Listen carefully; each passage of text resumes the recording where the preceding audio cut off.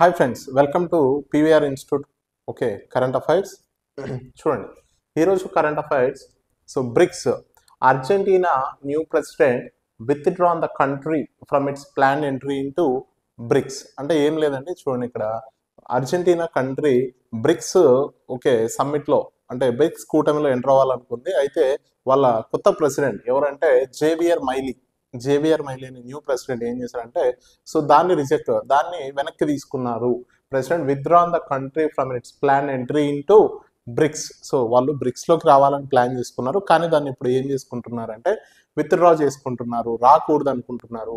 Okay, so ఇక్కడ మనం brick అనే నేమ్ ఫస్ట్ ఎవరు సజెస్ట్ చేశారంటే చూడండి, జిమ్వో నైలీ అనే పర్సన్. ఓకే, ఎవరంటే ఈయన ఫైనాన్షియలిస్ట్ ఆఫ్ గోల్డ్మ్యాన్ సాక్స్ అనేది ఒక ఇన్వెస్ట్మెంట్ బ్యాంకింగ్ ఆర్గనైజేషన్ అండి. ఓకే, సో ఇలా ఈ జిమ్వో నైల్ అనే ఫైనాన్షియలిస్ట్ ఏం చేశాడంటే బ్రిక్ అనే నేమ్ సజెస్ట్ చేశాడు. సో ఇందులో ఏమేమి ఉంటాయి అంటే సో బి అంటే Brazil.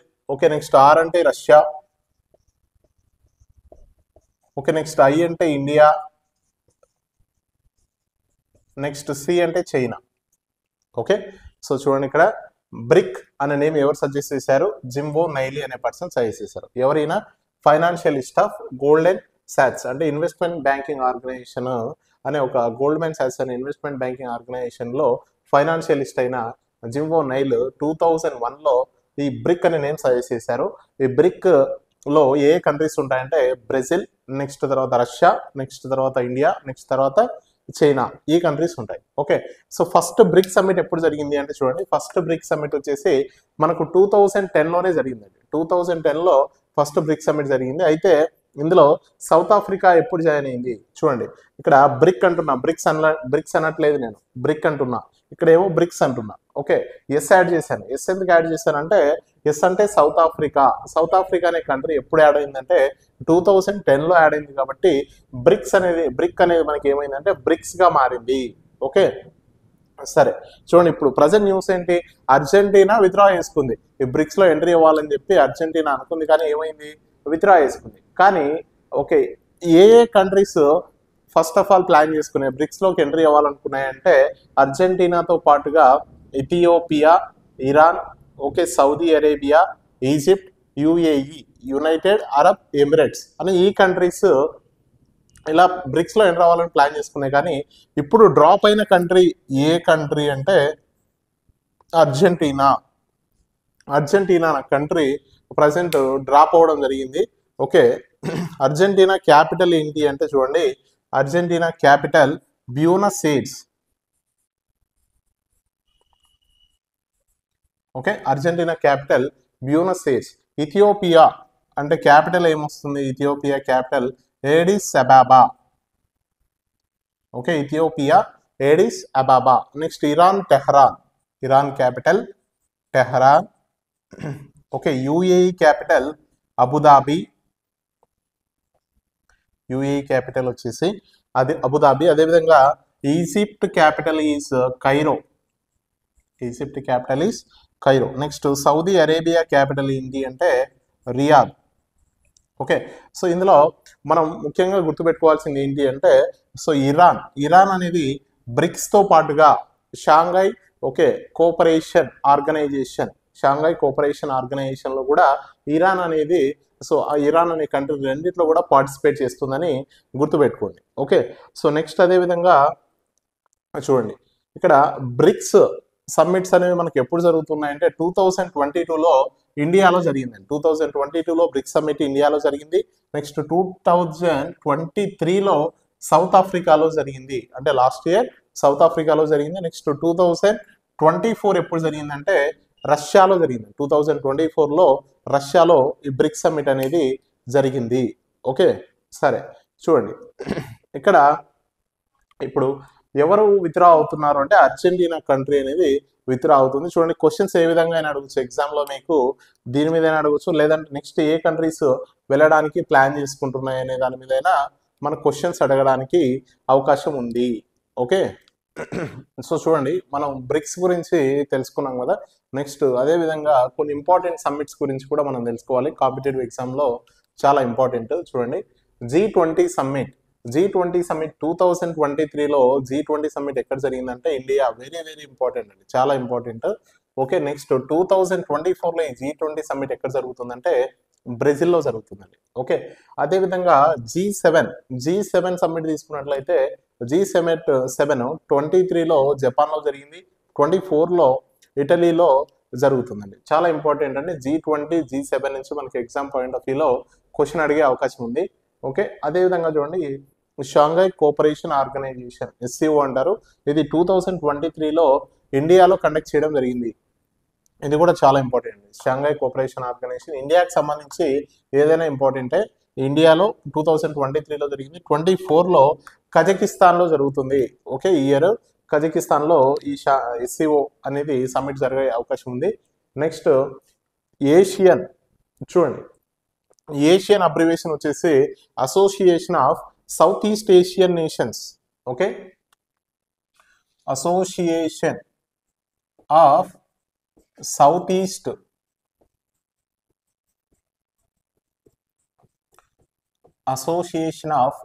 East Asian nations.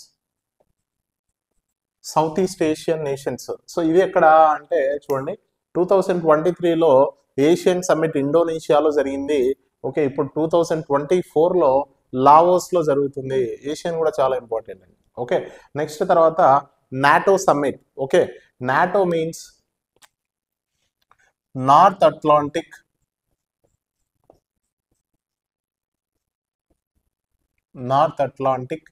Treaty Organization.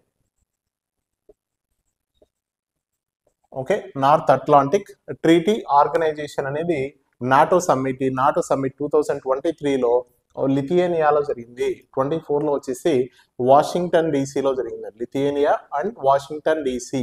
Okay, next చూడండి ఏఐ మీన్స్ ఆర్టిఫిషియల్ ఇంటెలిజెన్స్. చాలా ఇంపార్టెంట్ అండి.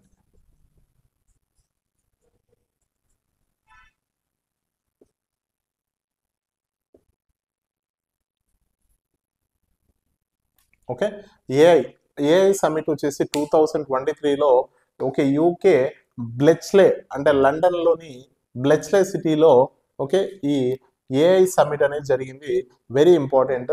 సో 2023కి సంబంధించి కొల్లిన్స్ డిక్షనరీ అని ఓకే అందులో ఏ వర్డ్ని తీసుకోవడం జరిగింది 2023కి గాను అంటే ఆర్టిఫిషియల్ ఇంటెలిజెంట్ అనే వర్డ్ తీసుకోవడం జరిగిందండి. ఓకే, నెక్స్ట్ దాని తర్వాత 12th world Hindi conference. 12th world Hindi conference ఎప్పుడు జరుగుతుంది, ఎక్కడ అంటే ఫిజీలో జరుగుతుందండి. ఓకే, నెక్స్ట్ అదేవిధంగా COP27, COP28, COP29 కూడా మనకి ఎగ్జామ్ పాయింట్ ఆఫ్ వ్యూలో ఇస్తూ ఉంటాడు. సో ఇక్కడ COP27 ఈజిప్ట్లో జరిగింది, COP28 వచ్చేసి UAE, సో COP29 వచ్చేసి అజర్బైజాన్ బాకులో సో కండక్ట్ చేయాలని చెప్పి ప్లాన్ చేస్తున్నారు. మళ్ళీ ఇంకోసారి చెప్తాను చూడండి. G20 23లో ఇండియా, 24లో బ్రెజిల్. ఓకే, సో నెక్స్ట్ అదేవిధంగా G7 23లో జపాన్, 24లో ఇటలీ. ఓకే, అదేవిధంగా SCO వచ్చేసి 23లో ఇండియా, 24లో కజకిస్తాన్. అదేవిధంగా ఏషియన్ సమ్మిట్ 23లో ఇండోనేషియా, 24లో లావోస్. ఓకే, అదేవిధంగా 23లో నాటో లిథియేనియా, 24లో Washington DC. UK London Bletchley city. Okay, 12th world Hindi conference Fiji. COP27 Egypt, 28 UAE, 29 Azerbaijan బాకులో కండక్ట్ చేయడం జరుగుతుంది. ఓకే కదా, సరే. ఓకే, చూడండి 16th ఫైనాన్స్ కమిషన్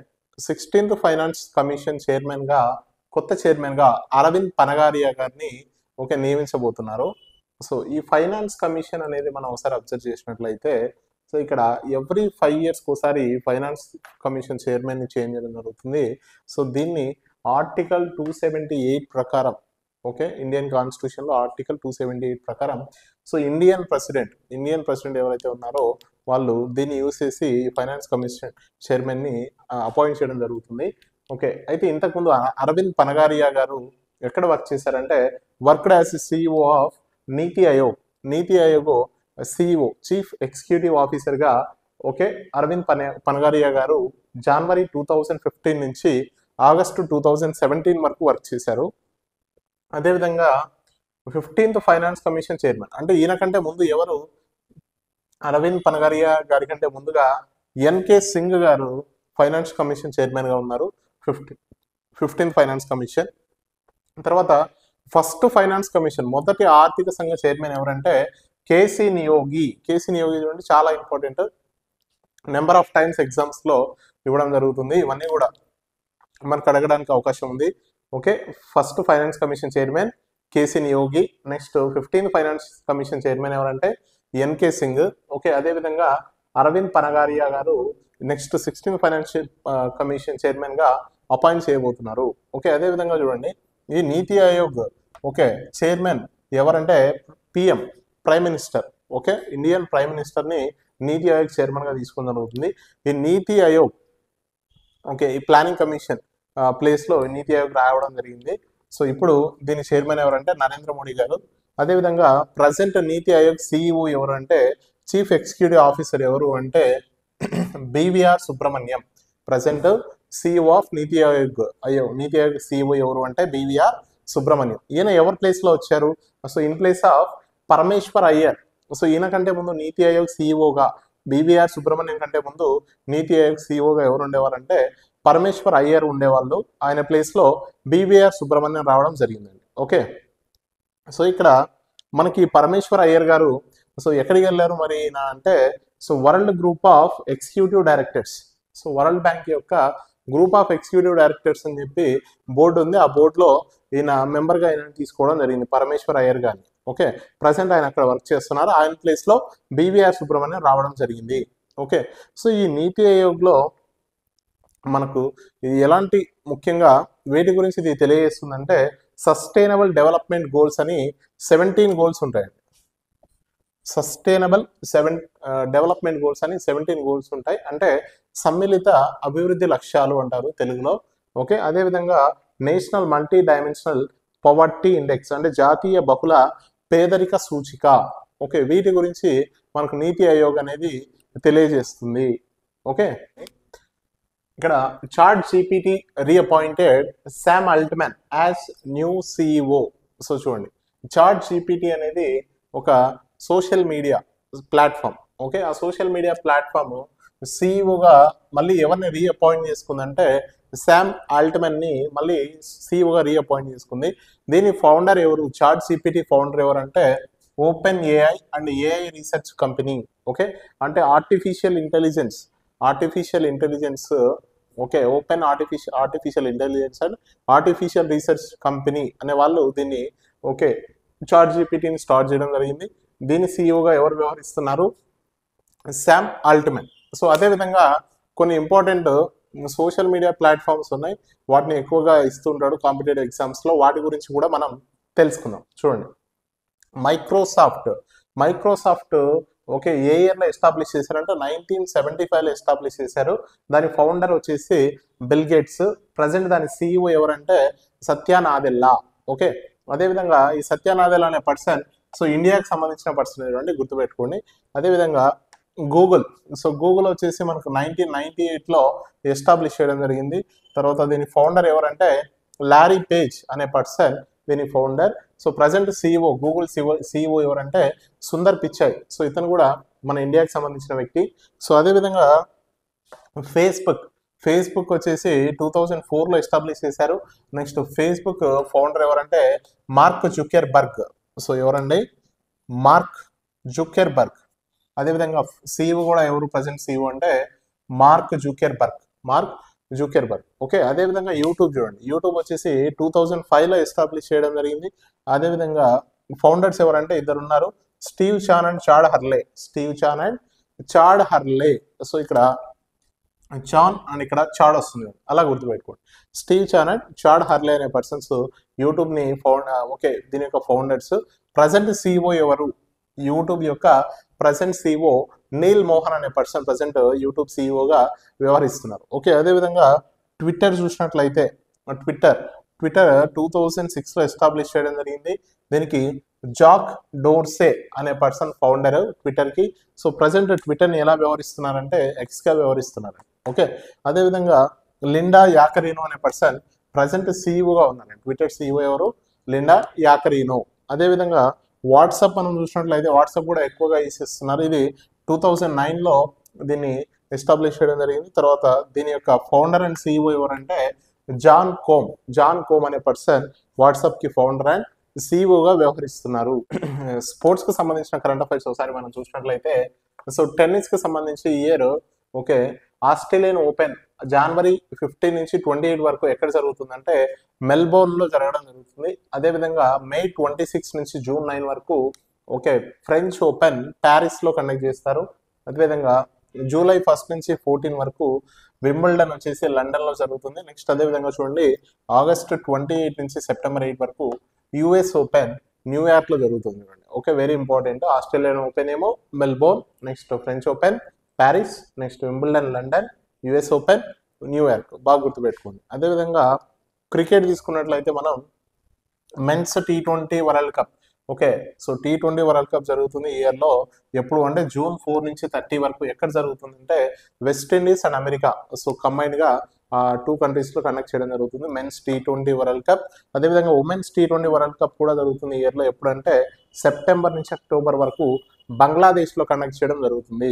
సో అదేవిధంగా అండర్-19 మెన్స్ వరల్డ్ కప్ తీసుకున్నట్లయితే సో ఇది సౌత్ ఆఫ్రికాలో కండక్ట్ చేస్తారు. ఎప్పటి నుంచి అంటే జనవరి 19 నుంచి ఫిబ్రవరి 11 వరకు ఈ టోర్నీస్ ఓకే జరుగుతాయండి. ఓకేనా. సో ఇది ఇవాళ కరెంట్ అఫైర్స్.